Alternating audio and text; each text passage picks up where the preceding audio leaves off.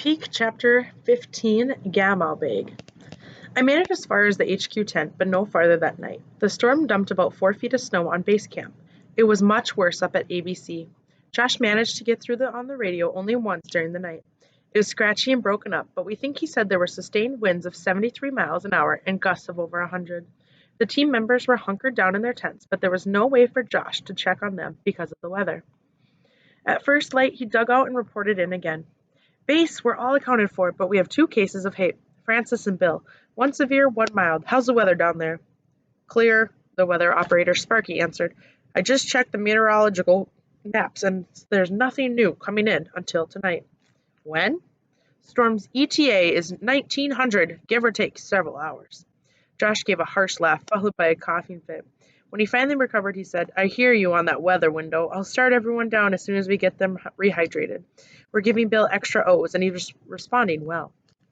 I think he'll be able to make it down on his own. Lee and I will follow behind him with Francis and a couple of Sherpas. We'll give Bill a hand if he needs it. We're trying to get Francis into a Gamow bag. Francis was the guy who grunted at the noodles. Gamow bag was invented by Igor Gamow in the late 1980s and has saved a lot of climbers from dying of HAPE. It's like an airtight body bag. At high altitudes, the air pressure is extremely low.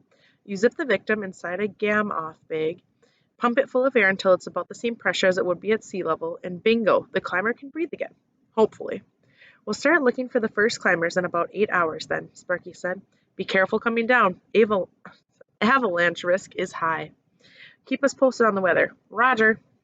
I dug my tent out of the snow, then Zopa asked Sanjo and me to dig out Holly's tent, which took us hours. She didn't help us, but she did keep us supplied with hot tea and cookies.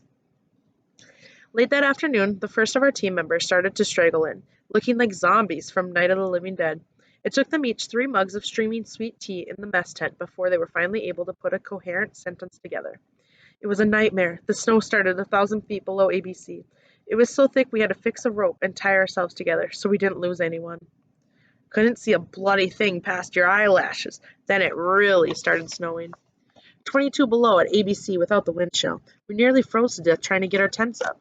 The guy talking gingerly pulled the glove off his right hand. 3 fingers were discolored and blistered. Krieger says I'll keep the digits, but the little toe on my left foot is going to slough off in about a week. Never liked that toe anyway, he laughed. But it wasn't a merry sound. I'd show it to you, but it would just make you sick. The blizzard wasn't the worst of it, another climber said, not by a far sight. He was a cowboy from Abilene, Texas. An avalanche hit us about 200 at about 2 in the morning. It sounded like the biggest dang stampede you ever heard. Wiped out 7 tents. Didn't lose a soul, thank the Lord, but we had to double and triple up in the remaining tents like sardines. Then the food ran out, the man with the frostbitten finger said. Josh only had us bring enough for the trip up and back. This morning there wasn't a raisin to eat between us. We're lucky it cleared up. A couple more days and we would have starved to death. You're right about that part, partner, the Texan agreed. When I crawled out this morning, I was eyeing one of them yaks with murder in my heart. Guess we should have had that dang puja ceremony before we started up the hill. Where's Josh? I asked. Him and Krieger are still hauling Francis down, the Texan drawled. They didn't leave till late, from what I hear. Turns out Francis is claustrophobic. Should have guessed it. He's always sleeping with half his head outside the tent door. He about went plump crazy when they zipped him into that bag. The only thing that saved him was that he passed out after a bit.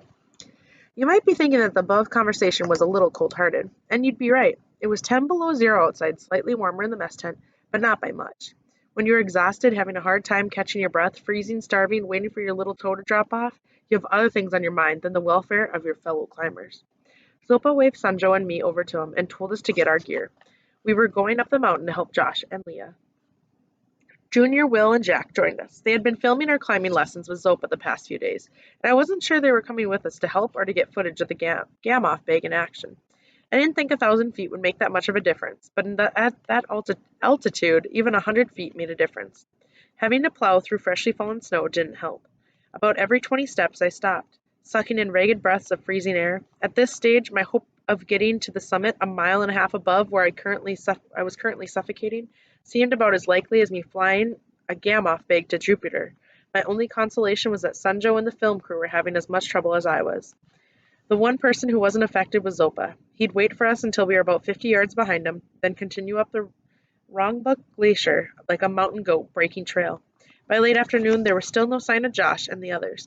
If we didn't find them soon, we'd be searching in the dark, but even worse, clouds were starting to come in. Zopa let us catch up to him just as the sun started slipping behind the mountain. Maybe they're spending the night at Camp 2 or the intermediate camp, Junior suggested between gasps. There are two camps on the way up to ABC, an intermediate camp and Camp 2, which lies 3/4 of the way up to ABC. The intermediate camp was nowhere in sight, which meant we weren't nearly as far up the mountain as it felt. And if they are not at the intermediate camp or Camp 2, Zopa asked, meaning if Josh and Dr. Krieger had passed the camps or hadn't reached them yet, they could freeze to death. Good point, Junior conceded. What should we do? Zopa looked down the glacier, then squinted up at the darkening sky. A storm is coming, he said. You can get down to base camp in an hour and a half, maybe 2 hours. If you leave now, you can beat it. Junior gave him a skeptical look. We had been climbing for over a few hours now. Downhill, Zopa said, by way of explanation. The trail is broken. Don't wander off it. What about you? I asked. He pulled his headlamp out of his pack and strapped it around his parka hood, then started to slip his pack back on.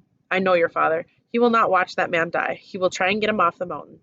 I think all of us wanted to go back down to base camp. I know I did, but none of us wanted to go down without Zopa, especially with bad weather moving in. We put on our headlamps and followed Zopa's light. 2 hours later, in the dark, with the snow beginning to fall, we spotted two headlamps flickering a few hundred yards above us. Josh and Leah looked completely done in. I don't think they would have made it much farther on their own, and I don't know who was happier to see who. They were happy we were there to help get Francis down, and we were happy to find them because it meant we got to go down. Did you bring O's? Josh asked, kind of slurring his words. Zopa pulled an oxygen tank and mask out of his pack. Josh cranked up the regulator and handed it to Leah, who took in several deep lungfuls. Josh was next. When he finished, he offered it to us, but we all bravely shook our heads. We hadn't been up as long as or as high as he and Leah, and the only reason they took hits was because they were exhausted. Climbers usually didn't start sucking O's until they got to Camp 5. Zopa pointed to the bag. How is he? Alive, at least the last time we looked, but he has HAPE bad. Junior pointed his headlamp at the transparent window on the top of the bag, but it was too fogged up to see inside. You still with us, Francis? Josh shouted. I thought I heard a muffled reply, but it was hard to tell with the howling wind. He's writing a message, Leah said. We stared as a feeble backward SEY appeared in the condensation window. Josh managed to laugh, then looked at Leah. Should we let him out? She shook her head. You're the doctor. He squatted and got closer to the bag. Help has arrived, Francis. We'll have you down to base camp soon. Soon turned out to be 4 more hours. The glacier was steep and icy. We had to place ice screws and lower the bag on ropes a few feet at a time so it didn't take off like a toboggan. We stumbled into base camp long after midnight. The camp was usually lit up like a Christmas tree with blue, red, and green tent lights, but this late, most of the climbers were asleep. We hauled the Gamow bag into the aid tent and laid it on a cot. Leah pulled off her outer and inner thermal gloves with her teeth, then slowly unzipped the bag. How are you feeling? She asked. Francis was the color of a corpse. He blinked his eyes open and managed to give her a weak smile. He whispered, I'm not claustrophobic anymore. Leah smiled and put a stethoscope to his chest. But you still have HAPE. I'm not going to the summit? Not this year, Josh said, looking just as disappointed as Francis. He had another opening on his climbing permit.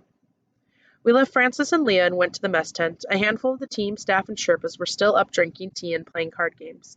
Josh reported on Francis's condition. When he finished, he asked how Bill was. Not too good, the Texan answered. He doesn't want to go back up. Josh swore. Another climber down, and no one had climbed higher than ABC yet. The mess tent cleared out pretty fast after that, leaving me, Sunjo, Zopa, and Sparky. It felt good to drink hot tea and to breathe and have air actually fill my lungs. I felt like I was sitting in an oxygen tent, not a mess tent. Peek and Miss Angelo need to get up to ABC, Zopa said.